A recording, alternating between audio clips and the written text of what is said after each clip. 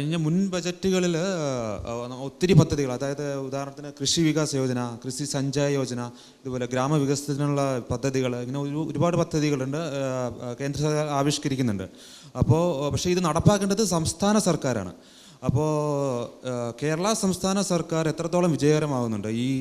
ഈ പദ്ധതികൾ കേരളത്തിൽ ആവിഷ്കരിക്കാനായിട്ട് കേരള സംസ്ഥാന സർക്കാർ എത്രത്തോളം വിജയകരമായിട്ട് പ്രവർത്തിക്കുന്നുണ്ട്? കേരളമാണ് ഇന്ത്യയിൽ ഈ കേന്ദ്രം അനുവദിച്ച് കിട്ടുന്ന പദ്ധതികൾ അനുവദിക്കുന്നത് അത് സ്റ്റെപ്പ് ബൈ സ്റ്റെപ്പായിട്ടാണല്ലോ ചെയ്യുക. ഒരു ഘട്ടം പൂർത്തീകരിച്ചാൽ അടുത്ത് കൊടുക്കും. അങ്ങനെയാണല്ലോ സെൻട്രലിൻ്റെ എല്ലാ സ്കീമുകളും സംസ്ഥാനത്ത് നൽകാറുള്ളത്.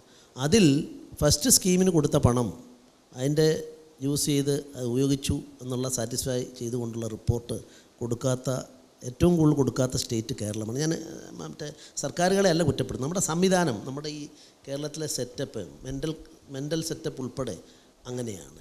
അതുകൊണ്ട് ഏറ്റവും ലേറ്റസ്റ്റ് എനിക്കറിയില്ല ഈ സർക്കാർ വന്ന ശേഷമല്ല, അതിന് മുമ്പിലത്തെ സർക്കാരിനെ സംബന്ധിച്ചിടത്തോളം 62% വരെ പണം നഷ്ടപ്പെട്ടു പോയ അവസ്ഥ. അനുവദിച്ച് കിട്ടിയ പണം ഉപയോഗിക്കാതെ, അല്ലെങ്കിൽ അത് ഭാഗികമായിട്ട് മാത്രമേ ഉപയോഗിച്ചുള്ളൂ, അല്ലെങ്കിൽ അതിൻ്റെ റിപ്പോർട്ട് പ്രോപ്പറായിട്ട് കൊടുത്തില്ല. ഇങ്ങനെ വന്നതിൻ്റെ അടിസ്ഥാനത്തിൽ നഷ്ടപ്പെട്ടു പോയ 62% വരെ നഷ്ടപ്പെട്ട ഒരു കൊല്ലം, 2 കൊല്ലം മുമ്പത്തെ കണക്ക് എൻ്റെ സ്മൃതിപഥത്തിലുണ്ട്. അപ്പോൾ അതുകൊണ്ട് ആ നിലയ്ക്കുള്ള ഒരു അത് നമ്മൾ കേരളം വിചാരിക്കാതൊന്നുമില്ല. രണ്ടാമത്തെ കാര്യം, ഞാൻ നേരത്തെ പറഞ്ഞ രാഷ്ട്രീയം വെച്ചുകൊണ്ട് രാഷ്ട്രീയക്കാരനായ ശ്രീധരൻപിള്ള അല്ല പറഞ്ഞത്. ഇങ്ങനെ വരുമ്പോൾ ഇപ്പോൾ സെൻട്രൽ തന്നെ ഒരു കാര്യം പറയുന്നു. ആ പറയുന്ന സമയത്ത് അതിൽ അപ്പം ഞാൻ ഇപ്പോൾ ജനങ്ങളുടെ ബുദ്ധിമുട്ടുകളൊക്കെ പറയുന്നുണ്ട്. അപ്പം കേരളത്തിൻ്റെ ട്രഷറി പൂട്ടേണ്ട അവസ്ഥ വന്ന എത്രയോ അവസരങ്ങളുണ്ടായിട്ടുണ്ട്. നമ്മുടെ ഈ ട്രഷറിയിലെ ചെക്കുകൾ നമ്മുടെ ട്രഷറിയിൽ നിന്ന് ഇപ്പോൾ കോടതിയിൽ ഉൾപ്പെടെ ഇഷ്യൂ ചെയ്യുന്ന ചെക്കുകൾ മടങ്ങിപ്പോയ എത്രയോ എണ്ണം പാസ്സാകാതെ 6, 7, 8 മാസങ്ങൾ, അതിൻ്റെ 6 മാസം, അന്ന് 6 ആയിരുന്നു, ഇപ്പോൾ 3 മാസം ചെക്കിൻ്റെ കാലാവധി. ആ കാലാവധി കഴിഞ്ഞ് എത്ര ചെക്കുകളുണ്ടായിട്ടുണ്ട്.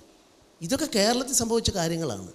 അപ്പോൾ ജനങ്ങളുടെ ബുദ്ധിമുട്ടാണ് ഇതെല്ലാം ജനങ്ങൾക്ക് ബുദ്ധിമുട്ടാണല്ലോ. അപ്പോൾ ഇങ്ങനെ ഓരോ കാരണങ്ങൾ പറഞ്ഞുകൊണ്ടുള്ള ഞാൻ ആ ഒരു അതിൽ നിന്ന് മാറി ചിന്തിച്ചാൽ നമ്മൾ ഭാഗ്യവാന്മാരായെന്ന് ഞാൻ പറയുകയാണ്. ഇപ്പോൾ കേന്ദ്രവും സംസ്ഥാനവും സഹകരിച്ച് പോകേണ്ടതാണ്. ആ സഹകരണ മേഖലയിലും രാഷ്ട്രീയമായ കാരണങ്ങളാലാവാം സമാന്തര രേഖകളിൽ പോകുന്ന അവസ്ഥ പലപ്പോഴും ഉണ്ടാവാറുണ്ട്. അതുകൊണ്ട് താങ്കൾ ചോദിച്ച ചോദ്യം മറ്റ് സ്ഥലങ്ങളിൽ അങ്ങനെയല്ല. ഇപ്പോൾ തമിഴ്നാട് ഫോർ എക്സാമ്പിൾ, ഇതുപോലെ തന്നെയല്ലേ ഈ ഡിമോണിറ്റൈസേഷൻ്റെ ദോഷങ്ങൾ വരുന്നത്? തമിഴ്നാട്ടിൽ ഇങ്ങനെ വല്ലതും ഉണ്ടായോ? അവിടെ പരിഹരിക്കാൻ വേണ്ടിയിട്ട് കേന്ദ്രം അവരും കൂടെ ചേർന്നിട്ട് പെട്ടെന്ന് തന്നെ കോപ്പറേറ്റീവ് മേഖല ഉൾപ്പെടെ ചെയ്തില്ലേ? ഇവിടെ ഇപ്പോൾ കോപ്പറേറ്റീവ് മേഖലയെ സംബന്ധിച്ചപ്പോൾ അപ്പം നെക്സ്റ്റ് ഡേ തന്നെ അതിനെതിരായുള്ള അജിറ്റേഷനും തെരുവിലിറങ്ങലും പിന്നെ വഴിതടയിലും കാര്യങ്ങളും ഒക്കെയാണ്. അത് മന്ത്രിമാരുൾപ്പെടെയുള്ളവർ, ചീഫ് മിനിസ്റ്റർ ഉൾപ്പെടെ വന്നു. ഇങ്ങനെയുള്ള ഞാൻ അദ്ദേഹത്തെ അല്ല, ഇപ്പോഴത്തെ മുഖ്യമന്ത്രി കുറ്റപ്പെടുത്താനല്ല, ഈ രാഷ്ട്രീയ അതിപ്രസരം. അതുകൊണ്ട് ഒരു വാക്കുകൂടെ ഞാൻ ആഡ് ചെയ്യാം. ക്രാന്തദർശിയായ ഡോക്ടർ അബ്ദുൽ കലാം, അദ്ദേഹം രാഷ്ട്രപതിയായിരുന്നപ്പോൾ നമ്മുടെ അസംബ്ലിയിൽ അഭിസംബോധന ചെയ്തുകൊണ്ട് കേരള വികസനത്തിൽ, അദ്ദേഹം ഇവിടെ ജീവിച്ച അനുഭവ സമ്പത്തുള്ള ആളാണ്, തിരുവനന്തപുരത്ത് കഞ്ഞി കുടിച്ച് തെരുവിലൂടെ പോയിട്ടുള്ള ആളാണ്. അദ്ദേഹം പറഞ്ഞു, കേരളത്തിൻ്റെ ഏറ്റവും വലിയ പ്രശ്നം രാഷ്ട്രീയ അതിപ്രസരമാണെന്നാണ്. നമ്മുടെ 140 MLA-മാരോട് അദ്ദേഹം അതുകൊണ്ട് ഇത് പരിഹരിക്കണമെന്ന് പറഞ്ഞിട്ട് അദ്ദേഹം നമ്മെ വിട്ടുപിരിഞ്ഞു പോയി. ആ രാഷ്ട്രീയ അതിപ്രസരമാണ് കേരളത്തിൻ്റെ ശാപം. സർ, നമ്മൾ കോപ്പറേറ്റീവ് ബാങ്കുകളെക്കുറിച്ച് കുറച്ച് ഏറെ പറയുന്നുണ്ട്. പക്ഷേ നമുക്ക് മിക്ക സാധാരണക്കാർക്കും അറിയാവുന്ന ഒരു കാര്യം എന്താണെന്ന് വെച്ചാൽ കോപ്പറേറ്റീവ് ബാങ്കിലാണ് കൂടുതലും കള്ളപ്പണം നിക്ഷേപിച്ചിരിക്കുന്നതെന്നാണ് ഒരു പൊതുവേ ഉള്ളൊരു അഭിപ്രായം. അപ്പോൾ ഗവൺമെൻറ്റിൻ്റെ ഈ പുതിയ പദ്ധതി അനുസരിച്ച് ഡിമോണിറ്റൈസേഷൻ്റെ ഒക്കെ ഭാഗമായിട്ട് കോപ്പറേറ്റീവ് ബാങ്കുകൾക്ക് ഏറെ പ്രശ്നങ്ങൾ വരുന്നുണ്ട്. അപ്പോൾ സർ, ഈ ബജറ്റിൽ കോപ്പറേറ്റീവ് ബാങ്കുകൾക്ക് എന്തെങ്കിലും പ്രത്യേകിച്ച് എന്തെങ്കിലും? കോപ്പറേറ്റീവ് ബാങ്കുകൾക്കുണ്ടായിരുന്ന ഒരു പ്രശ്നം KYC norms, no your customer norms വേണ്ട രീതിയിൽ ചില സ്ഥലങ്ങളിലൊക്കെ ഇംപ്ലിമെൻറ്റ് ചെയ്തിരുന്നില്ല. അതുകൊണ്ട് തന്നെ കോപ്പറേറ്റീവ് ബാങ്കിലുള്ള ഡെപ്പോസിറ്റിന് മറ്റ് കൊമേഴ്സ്യൽ ബാങ്കിലുള്ള ഡെപ്പോസിറ്റിന് പോലെയുള്ള റിപ്പോർട്ടിംഗ് സിസ്റ്റം ഉണ്ടായിരുന്നില്ല. അതുകൊണ്ട് പലരും നമ്മുടെ ആളുകൾ തന്നെ ആണ് ഈ കോപ്പറേറ്റീവ് ബാങ്കിലും കൊമേഴ്സ്യൽ ബാങ്കിൽ കൊണ്ടുപോയി ഡെപ്പോസിറ്റ് ചെയ്ത് കഴിഞ്ഞാൽ അതിൻ്റെ റിപ്പോർട്ടിംഗ് ഉണ്ടാവും. കോപ്പറേറ്റീവ് ബാങ്കിൽ ഡെപ്പോസിറ്റ് ചെയ്ത് കഴിഞ്ഞാൽ ആ ഇൻട്രസ്റ്റ് ടാക്സബിൾ ആണെങ്കിൽ തന്നെയും അത് മറ്റ് തരങ്ങളിൽ അറിയാൻ പറ്റാത്തതുകൊണ്ട് അവർ ടാക്സ് കൊടുത്തിരുന്നില്ല. അപ്പോൾ അങ്ങനെയുള്ള ഒരു സ്ഥിതിവിശേഷം ഉണ്ടായതുകൊണ്ടാണ് കോപ്പറേറ്റീവ് ബാങ്ക്സിന് ചില നിബന്ധനകളൊക്കെ വരുത്താൻ വേണ്ടിയിട്ട് ഗവൺമെൻറ് വന്നിരിക്കുന്നത്. അതുകൊണ്ട് ഇനി വരുന്ന കാലഘട്ടത്തിൽ അവരും ആ ലൈനിലേക്ക് മാറും. കാരണം ഈ കൊമേഴ്സ്യൽ ബാങ്കിനെ സംബന്ധിച്ചിടത്തോളം ഒക്കെ KYC നോംസിൽ എന്തെങ്കിലുമൊക്കെ അപാകതകൾ വന്നു കഴിഞ്ഞാൽ ഇപ്പോൾ കൊടുക്കുന്ന പെനാൽറ്റി വളരെ വലുതാണ്. അപ്പോൾ ആ രീതിയിലുള്ള ഒരു സംവിധാനത്തിലേക്ക് കോപ്പറേറ്റീവ് ബാങ്ക് കൂടെ വന്നു ചേരേണ്ട ആവശ്യമുണ്ട്. അല്ലെങ്കിൽ എന്താണെന്ന് വെച്ചിട്ടുണ്ടെങ്കിൽ നേരത്തെ കണ്ടായിരുന്ന കോപ്പറേറ്റീവ് ബാങ്കിലേക്ക് ഡെപ്പോസിറ്റ് ചെയ്ത് കഴിഞ്ഞാൽ ഇൻകം ടാക്സ് കൊടുക്കണ്ട എന്ന് വരെയുള്ളൊരു ധാരണ. പക്ഷേ അപ്പോഴും നിയമം അനുസരിച്ച് കൊടുക്കണ്ട എന്നുള്ളൊരു സ്ഥിതിവിശേഷം ഉണ്ടായിരുന്നില്ല. പക്ഷേ അതിൻ്റെ വെളിപ്പെടുത്തലുകൾ ഇല്ലാതിരുന്നത് കൊണ്ട് പലരും ടാക്സ് കൊടുക്കാതിരുന്ന ഒരു അവസ്ഥാവിശേഷം ഉണ്ടായിരുന്നു. പ്രൈമറി സർവീസ് കോപ്പറേറ്റീവ് ബാങ്കുകളിലാണ് ഈ KYC നോംസ് വൈകിയാണ് അത് ഇംപ്ലിമെൻ്റ് ചെയ്തത് എന്നുള്ള പ്രശ്നമേ ഉള്ളൂ. അതേസമയം വൈദ്യനാഥൻ കമ്മിറ്റി റെക്കമെൻഡേഷൻ പ്രകാരം ഈ കോപ്പറേറ്റീവ് സെക്ടറിനെ റീക്യാപിറ്റലൈസേഷൻ കൊടുത്തുകൊണ്ട് ഒരു പുനരുദ്ധരിക്കാനുള്ള ശക്തമായ ചില തീരുമാനങ്ങളുണ്ടായിരുന്നു.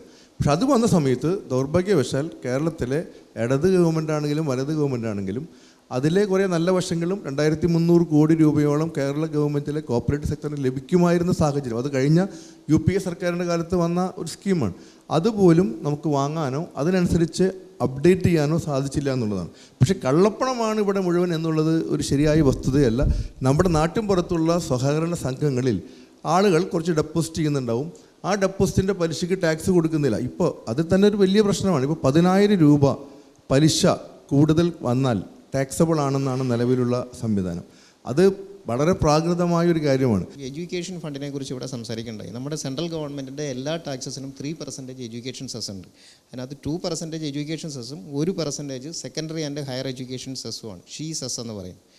ഇത് ഇപ്പോൾ ഈ ഗവൺമെൻറ്റോ ഇതിന് മുൻപിരുന്ന ഗവൺമെൻറ്റാണ് ഇത് ഇൻട്രൊഡ്യൂസ് ചെയ്ത്, എല്ലാ ഗവൺമെൻറ്റുകളും അത് കണ്ടിന്യൂ ചെയ്യുന്നത്. പക്ഷേ ഇത്രയധികം ക്രോഴ്സ് വരുന്നുണ്ടെങ്കിൽ പോലും ഇഫക്റ്റീവായിട്ടൊരു അഡ്മിനിസ്ട്രേറ്റീവ് മെക്കാനിസം സെൻട്രൽ ഗവൺമെൻറ് ലെവലിലില്ല.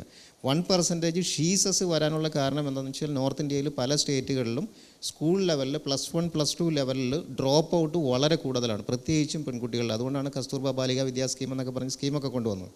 പക്ഷേ ഇഫക്റ്റീവായിട്ട് ഇപ്പോഴും ഇത്രയധികം എമൗണ്ട് വന്നിട്ടുണ്ടെങ്കിൽ പോലും ഇഫക്റ്റീവായിട്ട് ഒരു അഡ്മിനിസ്ട്രേറ്റീവ് മെക്കാനിസം സെൻട്രൽ ഗവൺമെൻറ് ലെവലിലില്ല. അത് വർഷങ്ങളായിട്ട് അത് കണ്ടിന്യൂ ചെയ്യുകയാണ്. ഈ ഗവൺമെൻറ് പ്രത്യേകിച്ച് താല്പര്യം എടുത്ത് അത് ചെയ്യാൻ. GST കുറിച്ച് പറഞ്ഞു. GST എന്നാണ് ജനറലി പറയുന്നതെങ്കിലും GSTയിൽ 3 കമ്പോണൻ്റ് ഉണ്ട്. CGST, SGST, IGST. Central goods and service tax, state goods and service tax, integrated goods and service tax. അതിനകത്ത് SGST എന്ന് പറയുന്നത് മുഴുവനായിട്ടും എന്താ പറയുക 100% സ്റ്റേറ്റ് ഗവൺമെൻറ്റിൻ്റെ വരുമാനമാണ്.